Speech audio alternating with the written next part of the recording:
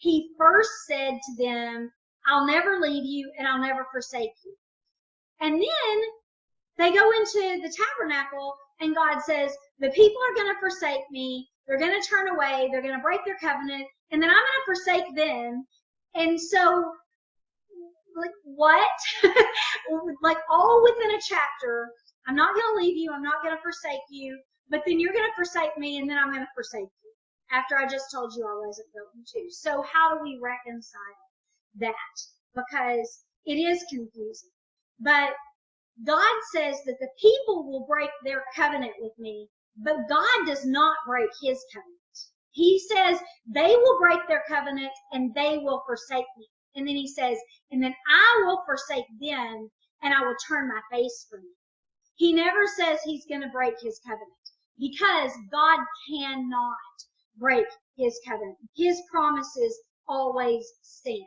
And so God does not forget his promises that he made to the people. He keeps his promises even when the people break theirs.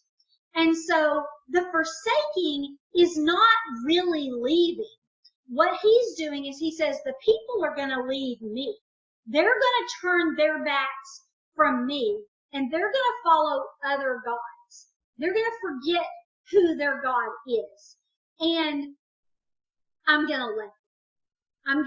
I'm going to allow that to happen. And so the first scenario that I thought of in this regard is I remember when Dawn was in Afghanistan and I was so tired because I had no help to raise two little bitty kids.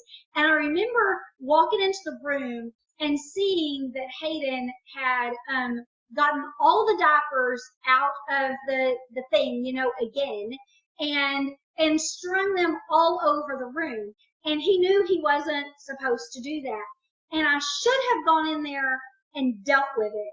But I thought, who cares? He doesn't know I see him. And if he knew I saw him, I'd have to get on to him. But providing that he doesn't know that I see it, I can just walk away. and then later, I can't really get on to him because, you know, he's too little to understand if I don't get onto him when it's happening. And so we'll just let this one go. And so I thought about that scenario at that moment because I think that that's kind of what God is doing. It's like, you're disobeying me. You're breaking covenant with me to obey. And I see it and I could deal with it, but I'm going to let it happen. I'm going to let you do your own thing. You know, that thing that Hayden did, it didn't hurt him at all. And he didn't serve any consequences for that. He was little and it was just annoying to me. But as the kids get older, you do sometimes, right? You let them do the thing and serve the consequences for it. You have to kind of let them do the thing and see where their own way gets them for a little while. And that's what God is doing. He doesn't leave them. He's still there. They're leaving him. He's just turning them loose is really what he's doing. And that made me think of the story of the prodigal son. And y'all can go and read that if you want to. It's found in Luke 15. But in the story of the prodigal son, the son asked the dad, can I have my inheritance now? Because I don't want to wait till you die. I'd like it now. Even though he had all the blessings and all the abundance living in his father's house, he wanted to go out on his own. He wanted to do his own thing, and he wanted to have his own money, and he wanted to do his own thing. And so the dad could have said, no, you're going to stay here, and you're going to get this money when I'm gone.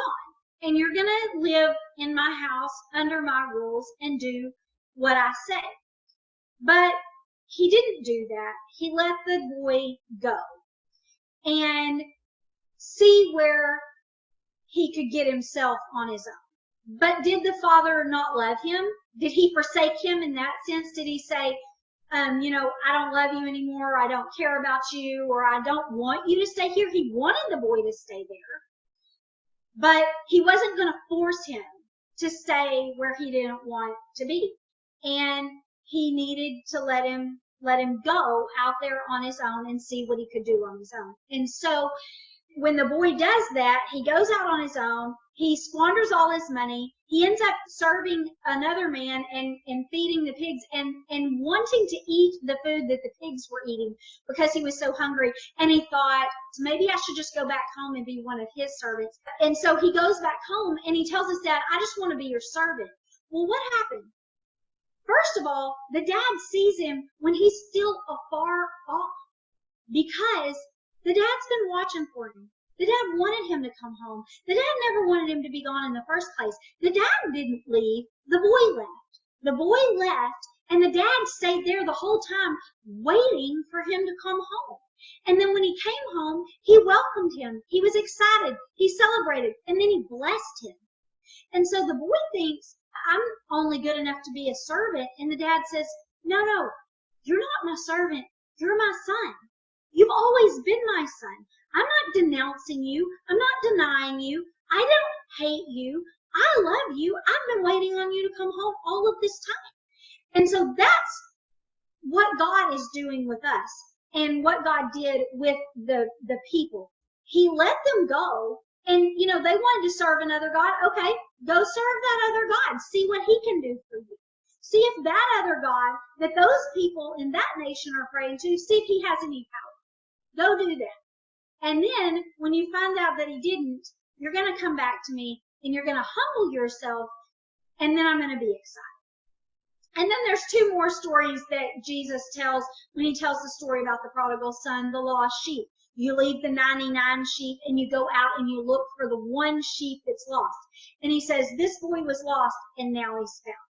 When your sheep is lost and he's found, you celebrate. You leave the rest. You go get him. And so it's the same thing with God. He says that the angels in heaven rejoice when one lost soul comes to know the Lord or returns to the Lord. And so God doesn't forsake us in that sense that we think of. And so I just wanted to clarify when he says, you know, I won't leave you and forsake you. And then he says, oh, but I do leave you and forsake you. He doesn't leave them. He doesn't break his covenant. He just lets them loose. He loosens his grip on them a little bit and lets them do the thing. It's like the parent that's there all the time, seeing what's going on. He sees them in these other nations. So he knows what's going on. He didn't leave. He isn't gone. And when he says, I turn my face from them, he's not actually turning. He's giving figurative language that we can understand. Just like I was like, oop, I don't see that. I don't know that Hayden's doing that right now.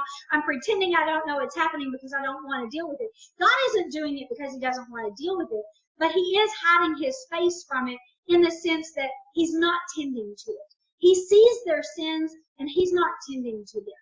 Just as I wasn't tending to Hayden whenever he was getting all of those things out. God is not tending to the people by, you know, going in there and dealing with their sin. He says, okay, I'm going to let you go serve those gods and see what happens. But God's always there. He sees it. He knows what's happening. He knows what's going on in the other nations.